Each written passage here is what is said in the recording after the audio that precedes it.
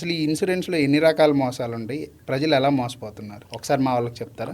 Insurance తీసుకోవడం అనేది మనము మ్యూచువల్ ఫండ్స్ ఇవన్నీ తీసుకొని మనీని బిల్డ్ చేసుకుంటాం. మన ఇన్కమ్‌ని గ్రో చేసుకుంటాం మనీని.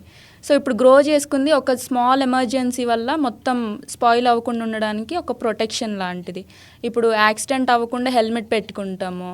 అలాగే ఇన్సూరెన్స్ కూడా. నేను రిస్క్ అయిపోయిన తర్వాత ఇన్సూరెన్స్ అంటే అవ్వదు. ముందు నుంచే ఒక ప్లాన్‌గా తీసుకుంటే మన ఫ్యామిలీకి ఏదైనా రిస్క్ జరిగినప్పుడు డెఫినెట్లీ అది హెల్ప్ అవుతుంది.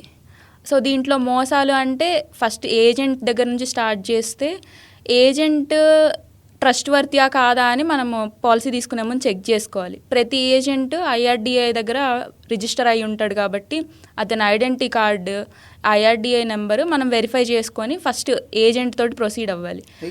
ఐఆర్డిఐ అంటే ఏంటండి అసలు? Insurance regulatory.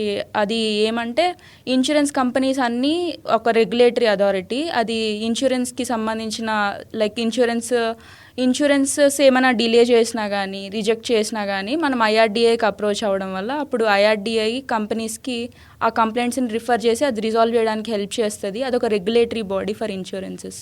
ఓకే. ఇప్పుడు ప్రతి ఏజెంట్కి ఒక ఐఆర్డిఐలో ఎన్రోల్ అవుతాడు కాబట్టి ఒక ఐడెంటిటీ కార్డు, ఒక రిజిస్ట్రేషన్ నెంబర్ ఉంటుంది. లేదా ఫర్ ఎగ్జాంపుల్ అతను ఒక కంపెనీ ఆదిత్య బిర్లానో స్టారో ఏదో ఒక కంపెనీలో ఒక ఏజెంట్ అన్నప్పుడు వాళ్ళ కస్టమర్ కేర్ కాల్ చేసినా కానీ మనం వెరిఫై చేసుకోవచ్చు అతను కరెక్ట్ ఏజెంటా కాదా అని.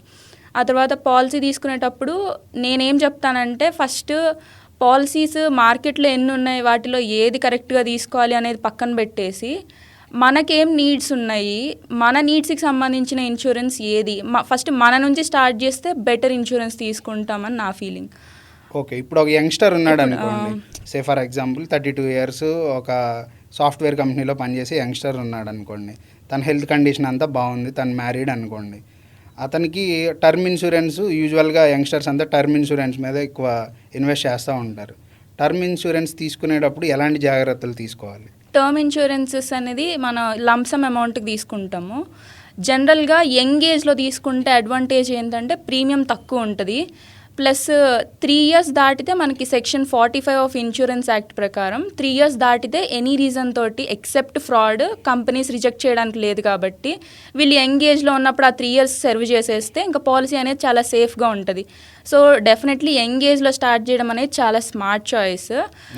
టర్మ్ ఇన్సూరెన్స్ తీసుకునేటప్పుడు ఫస్ట్ మనం చేయాల్సింది ఏంటంటే మనకి ఏదైనా ప్రీ ఎగ్జిస్టింగ్ డిసీజెస్ ఉంటే లైక్ బీపీ అవ్వచ్చు, థైరాయిడ్ అవ్వచ్చు, డయాబెటీస్ అవ్వచ్చు, ఈవెన్ స్మాల్ అని మనం అనుకున్నా కానీ అది చిన్నదే కదా, నేను చెప్పాలా అవసరం లేదా అనే డౌట్ మనకొద్దు.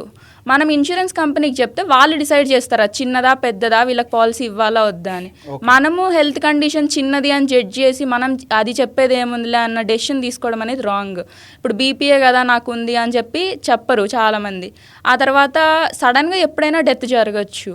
ఆ తర్వాత ఫర్ ఎగ్జాంపుల్ యాక్సిడెంట్లో చనిపోయారు అనుకోండి, నార్మల్ మోరల్గా మనం ఏమనుకుంటాము యాక్సిడెంట్కి ప్రీ ఎగ్జిస్టింగ్ డిసీజ్కి సంబంధం ఏముంది, క్లెయిమ్ ఎట్లా రిజెక్ట్ చేస్తారు అని. కానీ అట్మోస్ట్ గుడ్ ఫెయిత్ ఉండాలి ఇన్సూరెన్స్ కాంట్రాక్ట్లో. సో ఇప్పుడు మనం పాలసీ తీసుకునేటప్పుడు అది మనం డిస్క్లోజ్ చేయకపోతే ఇన్సూరెన్స్ కంపెనీ ఇవ్వాల్సిన అవసరం లేదు లీగల్గా.